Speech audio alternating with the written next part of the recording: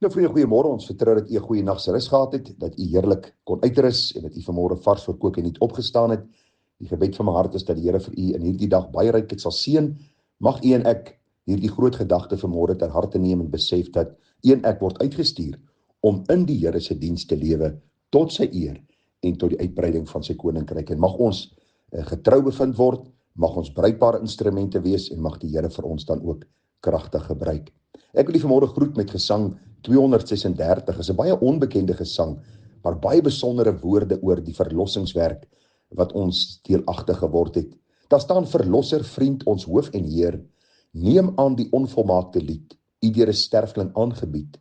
'n Sondaar wat hom tot u bekeer, 'n sondaar wat verlos is, Heer, in u geen sondaar meer.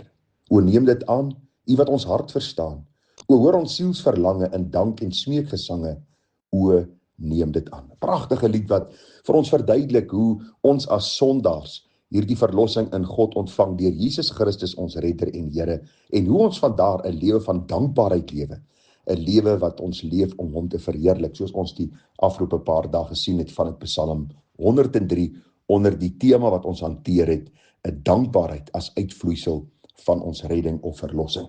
Nou vriende, vanmôre gaan ons bietjie stil staan hier by Eksodus, die 8ste hoofstuk. Nou u wat al die boek Eksodus bestudeer het, sal weet dis die tweede boek in die Bybel. Die volk Israel op hierdie stadium in Egipte, onder die tirannie van Farao, in slawerny. Hierdie mense kry swaar, die Bybel sê hulle hulp geroep het by God uitgekom. Die Here wek Moses op en die Here stuur Moses om na Farao te gaan en vir hom te sê: Farao, laat God se volk trek.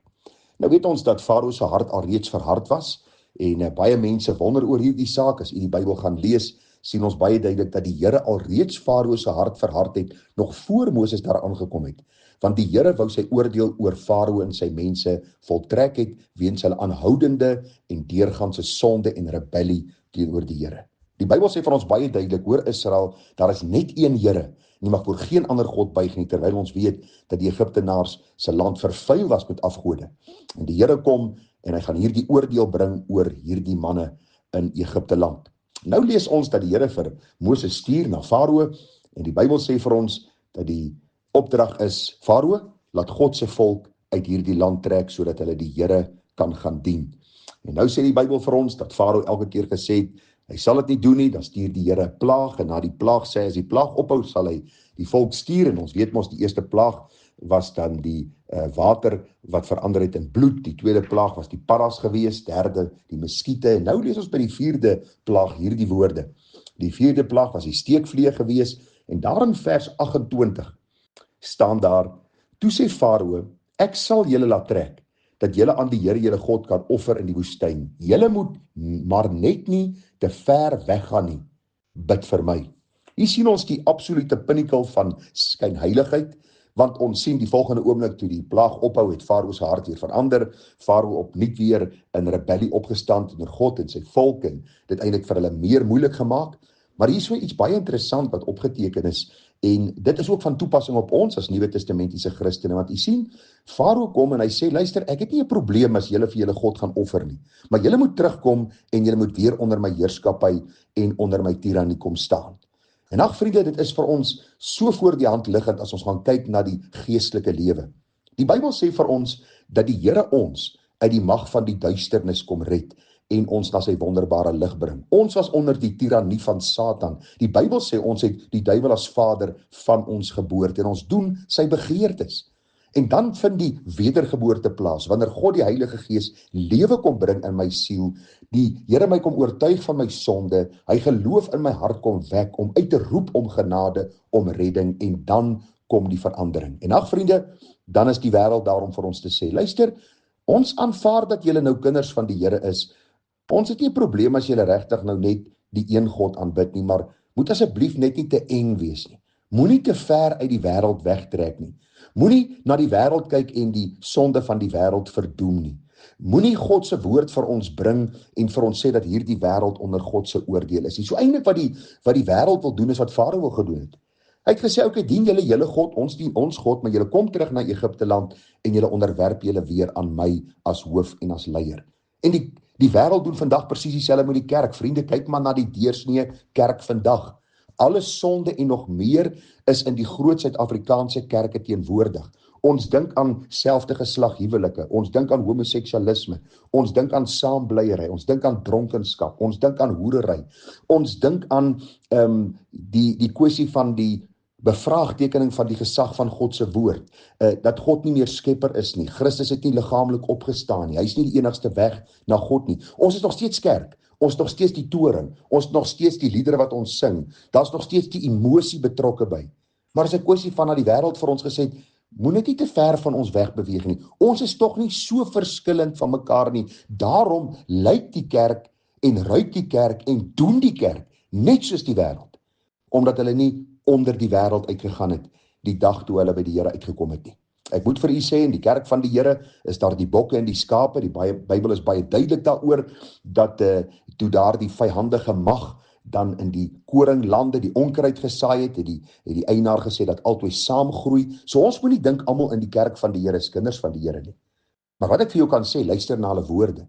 Die oomblik as iemand in die kerk sonde wil akkommodeer en die leierskap wil beweeg in 'n rigting om die boosheid te aanvaar wat die wêreld vir ons aanbied om in die kerk te implementeer, dan is dit rooi ligte wat afgaan. Want u sien, die Here sê vir Farao, my volk gaan trek, uit jou land trek, onder jou heerskappy uitbeweeg. Ek is hulle God en hulle gaan my dien op die manier wat ek vir hulle voorgeskryf het.